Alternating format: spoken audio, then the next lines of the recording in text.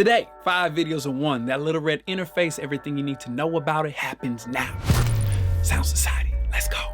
What you're about to get if you watch this entire video, the 8i6 unboxing, front to back unit functionality, step-by-step walkthrough of the 8i6 installation process, 8i6 to DAW settings and signal flow to ensure you're getting optimal recording levels with no latency, plus audio samples. 8i6 unboxing, let's go. First off, the unit itself. It has a nice metallic red metal shell, the knobs have a jelly smooth roll to them, overall nice feel and build quality. Then this unit does come with its own power supply along with 3 different types of adaptive heads, the main connectivity cable, USB-C to USB-A, and then of course the notorious software bundles.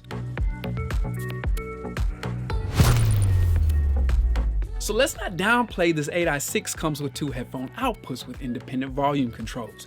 In my opinion, this feature is often overlooked, so if you plan on making music with others, dual headphone outputs is a must-have. At any rate, keep in mind you will need that 1/4" adapter. Then you got 2 mic preamps with combi jack inputs to plug in your mic or instrument cable into, your 48-volt phantom power for any condenser mics that don't have their own power supply. Then below that, you have the instrument air and pad techs, which are not controlled by a physical button or switch, but are managed through the Focusrite Control app, which we'll demonstrate here in one of the following sections here in just a minute. Make sure to stick around for that. Then the nice big knob that's going to control the volume to your studio monitors. We've also left links for y'all in the description where with any of your audio purchases made through those links, I will receive a small commission, which helps this channel continue to deliver y'all high quality content like this and more.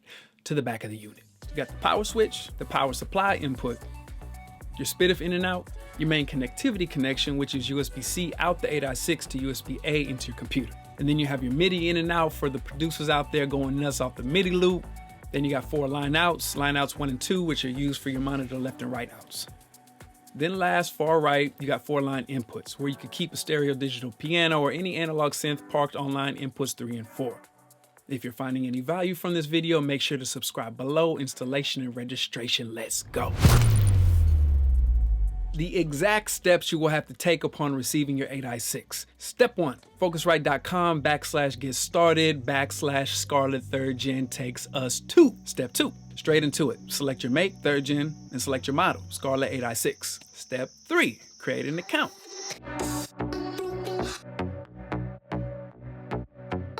Step 4, enter your unit serial number.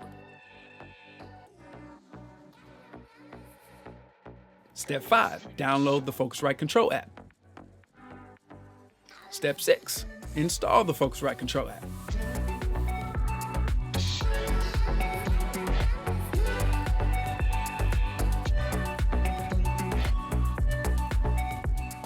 Then step 7, you'll end up back on the website where they ask you a couple of user-specific questions for data collection, of course, to learn more about their users. Right after these questions, you'll run into an embedded instructional video that'll walk you through how to navigate within the Focusrite Control app. And in the same stroke, they use this video as an initial test to see if your new 8i6 is passing through audio. So you'll be asked to check your computer sound output at this time. Make sure it's set to Scarlett 8i6 USB.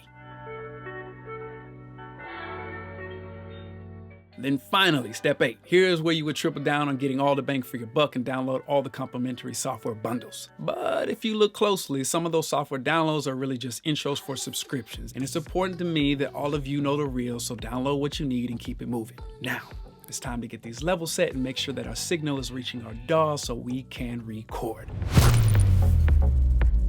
So at this stage in the game, next thing you're going to want to do is restart your computer. And let's say it's a given that you already have your power supply plugged in, your main connectivity cable is good to go, your line outs 1 and 2 are already connected to your studio monitors, your headphones are plugged into headphone output 1, and it's always a good practice before plugging up mics and powering on units that all the volume and gain knobs are turned all the way down. And while you're at it, go ahead and plug up the XLR mic cable into mic line 1.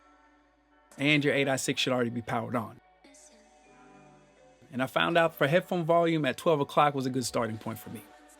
Next, jump to your computer's audio output and make sure that it's set to Scarlett 8i6 USB. And then from there, we want to open up the Focusrite Control app and make sure that our monitor outputs 1 and 2 are not muted, along with the analog inputs 1 and 2 are not muted as well. Almost there. Now we open our DAW, and the first thing you want to do is make sure that our playback engine is set to Scarlett 8i6 USB. Then straight into our I/O to make sure our monitor path is set to output 1 and 2. And of course, we're going to need to create a master and audio track. Now we're ready to set our mic levels. So for the mic gain, right at 3 o'clock was perfect, just talking through a Shure SM758. put me right in that sweet spot with peaks right in between -15 and -10 dBFS. But what about the 8i6's air mode function? Here's how it works. Within the Focusrite Control app right here, you click the air button and boom, that's it. The vocal now just sounds more how it's supposed to sound in my opinion. Nice and open, and you'll be able to hear exactly what I'm talking about here in just a minute with our audio samples. And let's not forget our inst or instrument function. So it's gonna work the exact same way. First, you wanna make sure that the gain is turned all the way down before switching audio cables, XLR out, instrument cable in. Then back on the Focusrite Control app, click the instrument button. You'll see the inst on the interface light up red. Then you'll just adjust the instrument gain to your desired initial level. Now, as we get to actual recording, we want to be able to do so with no latency. And to achieve that, all we need to do is engage the input monitoring and mute button, arm record on your audio track, and arm record up at top, press spacebar, and we're off to the races. Anything you're confused on, comment section, we in there. You know I'm good for it. But now, how does this unit sound? Well, it's time for you to decide for yourself. Are you team Focusrite or not? If you own a Focusrite interface, share your experience. If you want one, let us know what's got you on the fence. Once again, comment section is where you can find community here at Sound Society. Now, all these audio samples were recorded at 44.1K through the 8i6 preamp straight into Pro Tools with no additional processing, along with the vocals that were captured with the Shure SM7B. And remember, if you're liking how things are sounding, we left a link for all the gear used in this video.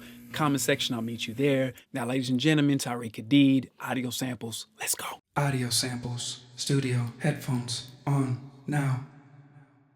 Electric guitar.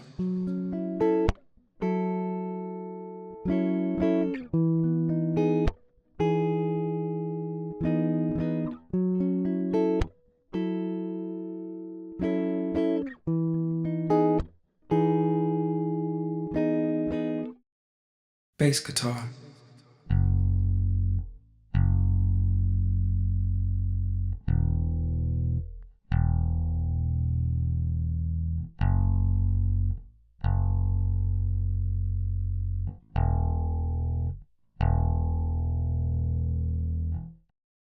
The vocal. Baby, slap on something. Maybe a little something, don't show too much. Take our time to learn your flow. Under all these lights, you're a diamond. Baby, slap on something. Maybe a little something, don't show too much. Take our time to learn your flow. Under all these lights, you're a diamond. All together, no processing.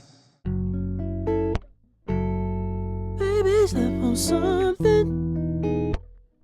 Maybe a little something, don't show too much. Take our time to learn your flow. Under all these lights, you're a diamond. Baby, slap on something.